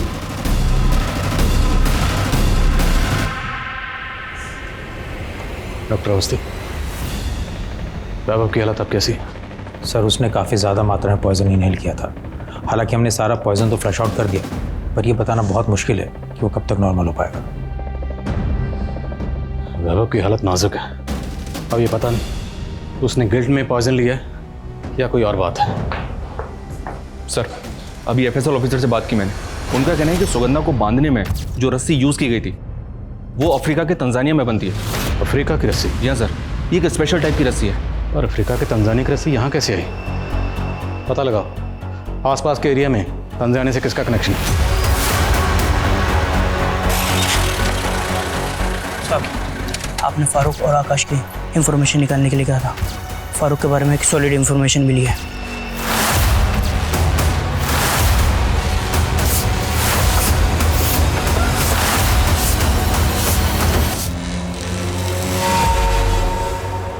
साथ? जी, फारूक का भाई साथ। क्या मसला था उसका आपकी फैमिली से? साद अनीता की शादी से पहले अनीता को परेशान किया करता था।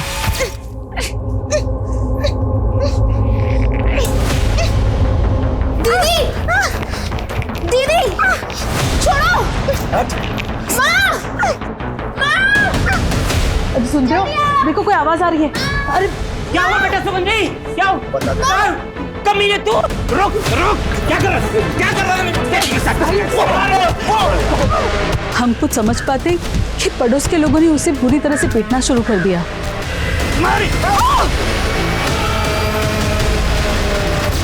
हमें सच में नहीं पता था कि ये सब में वो मर जाएगा साहब।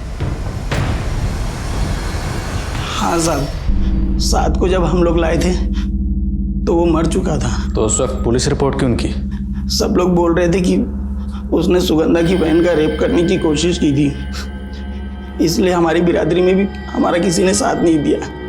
यहाँ तक कि कब्रिस्तान में दफन तक नहीं करने दिया साहब। उसको तो मैंने खुद अपने खेत में दफनाया। तो इसलिए तुम पुलिस रिपोर्ट नहीं कर पाए। पर फिर भी तुम्हें अपने भाई साथ की मौत का दुख तो होगा, बदला भी लेना चाहते होगे। और तुमने अपने भाई की मौत का बदला लिया अनीता की बहन सुगंधा से। तुमने उसका रेप किया और फिर उसका मर्डर किया और उसके बाद साहब माना कि हम लोग छोटी मोटी चोरी चकारी करते हैं साहब, लेकिन किसी का रेप नहीं कर सकते साहब। साहब यकीन करो साहब। सर वैभव को होश आ गया। सर मैं जानता था सुगंधा के पेट पे मेरा बच्चा है, इसलिए तुम सुगंधा के साथ खेल खेल रहे थे। तुम्हें लगा कि सुगंधा तुम्हारे खिलाफ कोई एक्शन ना ले, इसलिए उससे पहले ही तुमने सुगंधा। नहीं सर, मैंने सुगंधा को कोई धोखा नहीं दिया सर। हम दोनों एक दूसरे से बहुत प्यार करते थे यार। तुम अगर इतने ही सच्चे हो तो तुमने हमसे झूठ क्यों बोला? मैं डर गया था सर, सुगंधा से बहुत प्यार करता था, उसके बिना जी नहीं सकता, इसलिए मैंने सोचा मरने की सर। मगर तुम बच गए। अभी भी क्या पता सच बोले या झूठ बोले, हो सकता है इस बार भी झूठ बोले और ये कोई ड्रामा कर रहे हो। सर मैं कोई ड्रामा नहीं कर रहा सर, सच में सुगंधा से बहुत प्यार करता था, मैंने नहीं मारा उसको। सर राखी के फोन का डेटा रिकवर किया, उसके फोन के मैसेजिंग ऐप में एक वीडियो मिला जो उसने डिलीट कर दिया था। प्ले करो सर।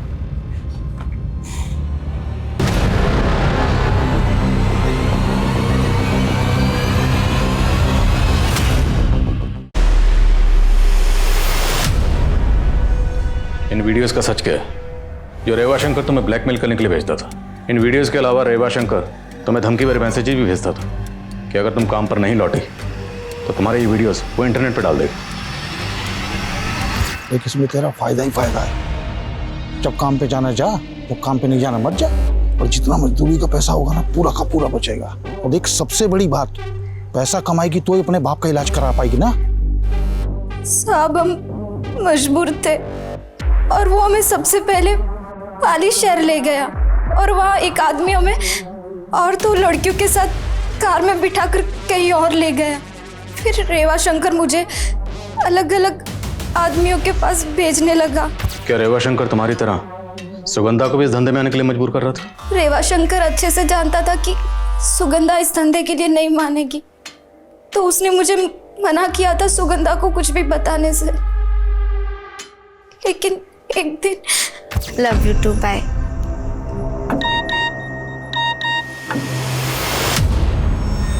राखी, क्या है ये सब? रेवा शंकर कब से कर रहे थे ये साथ ये सब? और तो छुपा क्यों रही है ये सारी चीजें? तो पुलिस के पास क्यों नहीं गई अब तक? सुगंधा मेरी मदद करना चाहती थी, लेकिन वो मेरी खातिर चुप थी। लेकिन तुरंत उसने रेवा शंकर की नौकरी छोड़ दी थी। मैं कल से नौकरी पे नहीं आऊँ। क्यों क्यों? अरे मैंने सोचा तुझे शहर वाली साइड में भेजूंगा, बहुत पैसा है वहाँ पे। कोई काम नहीं करना तुम्हारा, मुझे सब पता है शहर में क्या धंधे करवाते हो तुम। सर उसके बाद से रेवा शंकर सुगंधा पे खुंदक खाए बैठा था, लेकिन सब मुझे नहीं पता कि सुगंधा के साथ ये सब किसने किया। सर ये रेवा शंकर गायब है, उसके घर पे ताला लगा हुआ है।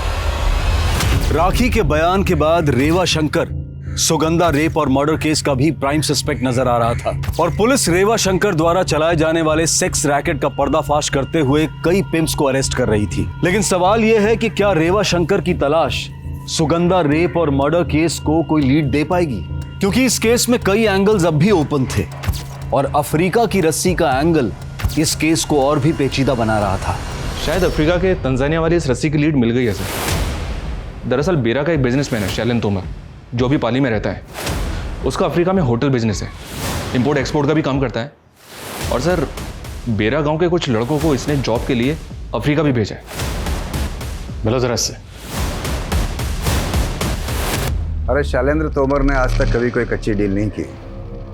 हाँ, चाहे वो लड़के हो या लड़कियां, लेकिन जरा ध्यान रहे, ऐसे होने चाहिए जो जिंदगी भर अफ्रीका में रहने के लिए राजी हों। अरे साहब आप आओ साहब, पधारो पधारो, बैठिए। अरे राजाराम साहब के लिए चाय लेके आना, मेरी वाली। साहब हमारे यहाँ की चाय बहुत फेमस है। हमने तो सुना है कि तुम भी यहाँ बहुत फेमस हो, अफ्रीका में होटल बिजनेस और साथ में इंपोर्ट एक्सपोर्ट। आप मेरी छोड़ो, आप अपनी बताओ कि आपकी क्या खातिर करूँ। अफ्रीका के तंजानिया की कंपनी है ट्वाइन एंड कॉर्डेज, जो इस तरह की रस्सी बनाती है। हाँ सर। हमने सुना है कि तुम्हारी कंपनी भी इसके साथ डील करती रहती है। नहीं साहब, एक बार डील की थी इस कंपनी के साथ। तो तुमने इस रस्सी के साथ क्या किया? सर इस रस्सी में दरअसल इसकी मजबूती कम थी, तो हम लोगों ने इस रस्सी का इस्तेमाल लाइट वेट पैकेजिंग में किया। हमारे यहाँ की स्टेशनरी 3 डिस्ट्रिक्ट के पुलिस स्टेशंस में सप्लाई होती है। पुलिस स्टेशन की स्टेशनरी? हाँ सर, मुझे तो लगा आपको पता होगा कि हमारे यहाँ की स्टेशनरी आपके पाली, सिरोही और नागौर डिस्ट्रिक्ट के सारे पुलिस स्टेशंस में होती है। पाली, सिरोही और नागौर, इन तीनों जिलों के थाने का रस्सी से कनेक्शन है। तो कहीं सुगंधा रेप और मर्डर केस में किसी पुलिस वाले की मिलीभगत तो नहीं है? अमित, एक काम करो, तीनों जिलों के पुलिस कर्मियों की लिस्टिंग करो और पता लगाओ उनमें से किसके पास सेम कलर की और सेम मॉडल की कार है जैसी कार में सुगंधा को आखिरी बार बैठते हुए देखा गया था।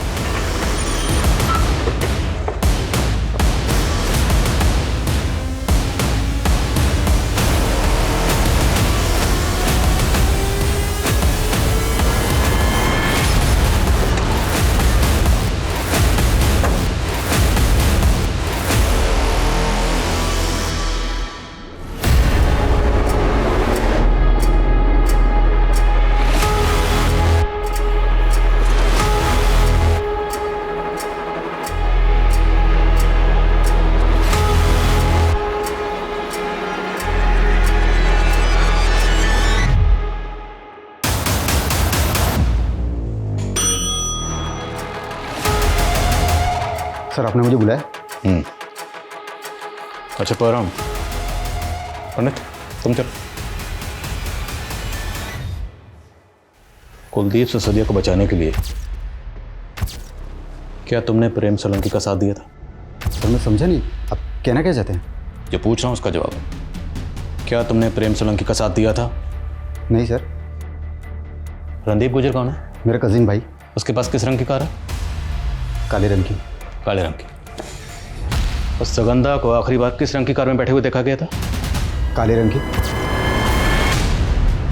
तुम्हारे कजिन के पास सेम मॉडल की काले रंग की कार है, तुमने बताया क्यों नहीं? सर आप कुछ भी कहने जा रहे हैं सर।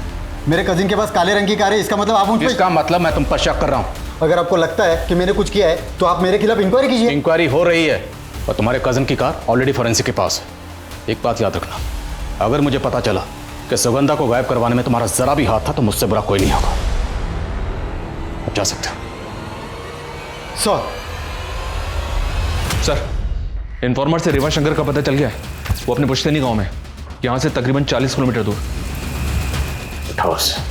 Okay sir. मैं बता रहा हूं ना, मैंने सुगंधा के साथ कुछ नहीं किया। आप विश्वास तो कीजिए मेरा। सुगंधा को तेरे सेक्स रैकेट के बारे में सब कुछ पता चल गया था। तुझे डर था कि कहीं वो तेरा पर्दाफाश ना कर दे, इसलिए तुमने सुगंधा को मरवा दिया, है ना? वो किसी और की नफरत की शिकार हुई और खामखा आप मेरे पे समय बर्बाद कर रहे हैं अपना। ऐसे नहीं मानेंगे, हड्डी पसली एक कर दो इसकी। सर, परम के कजन के अलावा सिरोही थाने की एसआई राकेश नागपाल और नागौर थाने के सब इंस्पेक्टर अमजद शेख के पास वैसे ही मॉडल की काले कलर की कार है। सेम मॉडल काली कार? Yes sir. और वो अपना कांस्टेबल परम, उसके कजन की कार में फॉरेंसिक को कुछ मिला? नहीं सर। और सर, जब इन दोनों के रिकॉर्ड्स मैंने चेक किए तो पता चला कि राकेश नागपाल वारदात के दौरान ड्यूटी पे था, लेकिन ये अमजद शेख 10 दिन की लीव पे था। देख अमजद, सीधा सीधा सवाल पूछूंगा, सीधा सीधा जवाब दे दे, बिना गोल गोल घुमाए। सुगंधा ने तुम्हारा क्या बिगाड़ा था? क्यों मारा उसे? सर मैं सुगंधा को क्यों मारूंगा? मेरा उसके साथ क्या लेना देना है? वारदात वाले दिन तेरी कार बेरा क्रॉसिंग के पास टोल नाका में कैप्चर हुई और साथ तेरा कजन था। इतनी डिटेल बहुत है कि और डिटेल दो। हाँ सर, ये सच है कि मैंने ये सब कुछ अपने भाई साथ का बदला लेने के लिए किया, लेकिन ये बदला मैंने अकेले नहीं लिया। तो और कौन शामिल था तुम्हारे साथ? बहुत नौटंकी कर ली, पर अब नौटंकी खत्म।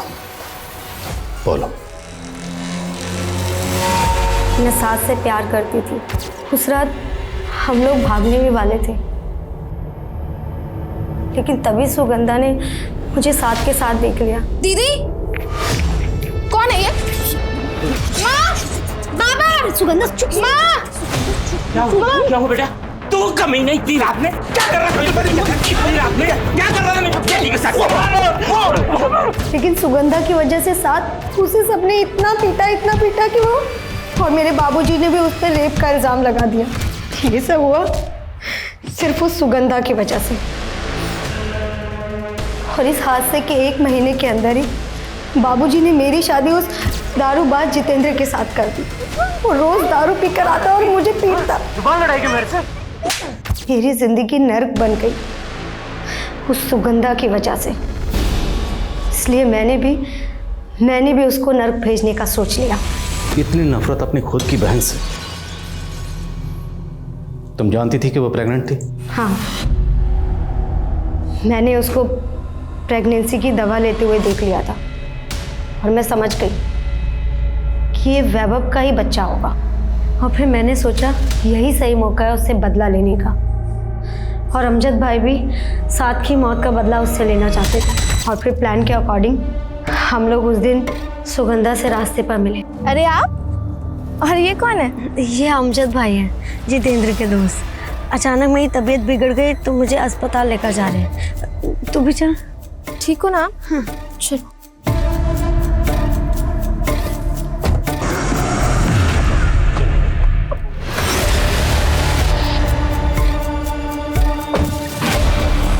अरे दीदी सुनो, क्या हुआ? दीदी निकल। दीदी जाओ बेटा। छोड़ दो मुझे। दीदी क्यों कर रही हो?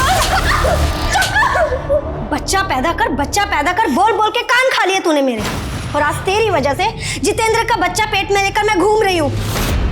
बहुत प्यार करती है ना तू अपने आज जन्मे बच्चे से? हाँ, जैसे तूने मुझे मेरे सास से अलग किया था ना, वैसे ही मैं तुझे तेरे बच्चे से अलग कर दूंगी। हो गया, तुम अब घर जाओ। तुम्हें जाने में टाइम लगा तो उनको शक हो जाएगा। दीदी बहुत सियानी बनती है ना तू। तेरी वजह से मेरा भाई मारा गया। अब तू मजा देख।